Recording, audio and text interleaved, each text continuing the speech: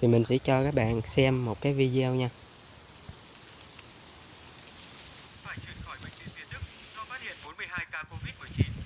Thì ở trong cái video này người ta sử dụng chủ yếu là hình ảnh và giọng đọc nhân tạo.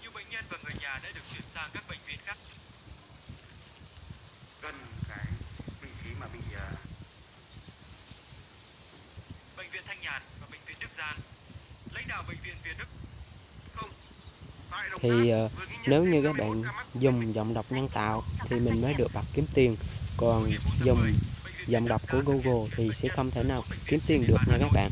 Thì hôm nay mình sẽ hướng dẫn các bạn cái cách để các bạn có được cái giọng đọc nhân tạo này nha. Thì bây giờ các bạn làm theo mình nha. Các bạn vào trình duyệt Chrome.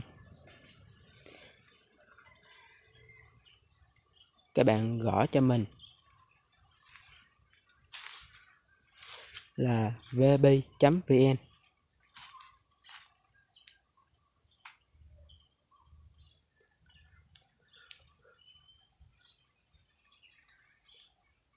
Thì đây là một cái trang web chuyển văn bản thành giọng nói nhân tạo có cảm xúc.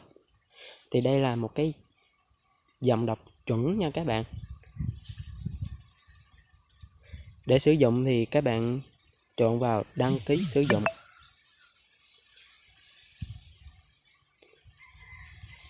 Các bạn nhập họ tên của mình vô nha.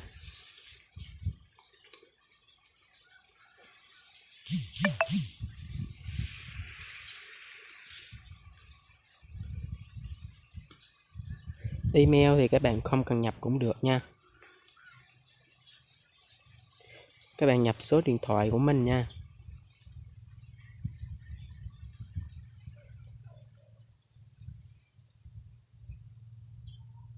Sau khi nhập số điện thoại thì các bạn nhập mật khẩu của mình nha.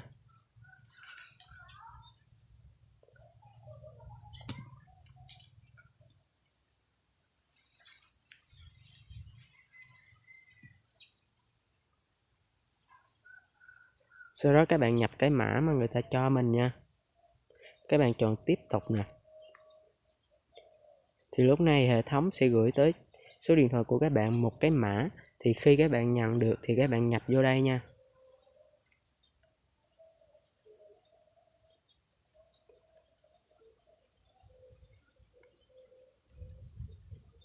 Sau đó các bạn chọn hoàn tất. Thì ở đây nó chỉ cho mình thử 3 ngày miễn phí thôi. Nếu như các bạn muốn dùng thêm thì các bạn chỉ mua thêm nha. Ở đây mình chọn đồng ý.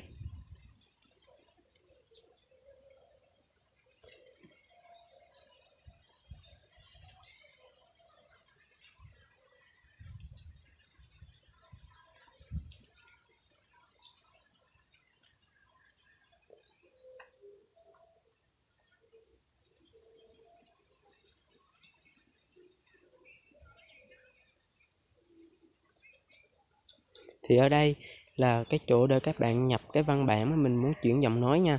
Mình ví dụ như mình sẽ tìm một cái đoạn tin tức trên Google nha, để làm mẫu cho các bạn.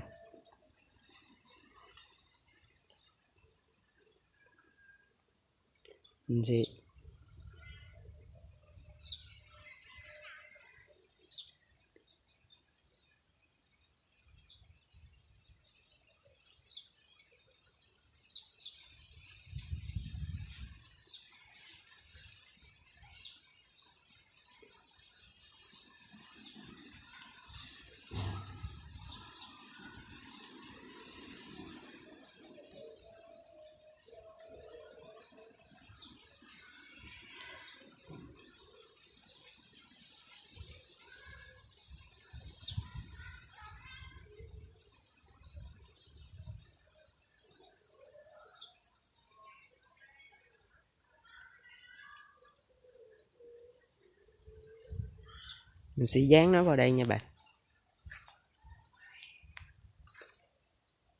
Thì ở đây nếu các bạn muốn chỉnh giọng Bắc hay giọng Nam hay giọng Huế và giọng nam giọng nữ đều có hết nha các bạn. Giọng Hà Nội, giọng Huế có hết nha.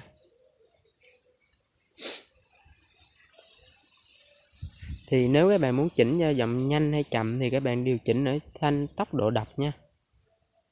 Sau đó các bạn kéo xuống chọn cho mình chuyển văn bản.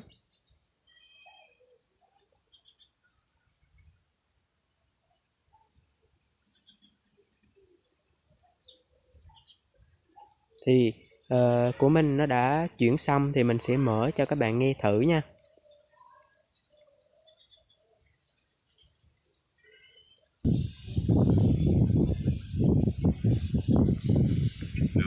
Bộ Giáo dục Đào tạo vừa trả lời báo chí dạy. Ông Mai Văn Trinh, Cục Cái trưởng văn Cục bản nó Quản lý đã Chất chuyển lượng xong, bây giờ mình Bộ sẽ Giáo mở dục cho Đào các bạn tạo nghe thử nha. vừa trả lời báo chí dạy.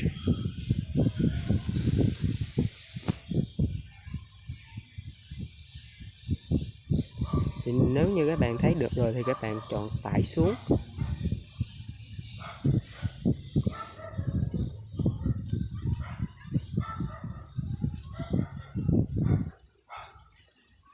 Và sau đó thì các bạn chỉ cần vào phần mềm KineMaster để làm ra một cái video bằng một số hình ảnh liên quan và bằng cái giọng mà các bạn vừa mới tải xuống. Như vậy là mình đã hướng dẫn xong. Xin chào các bạn.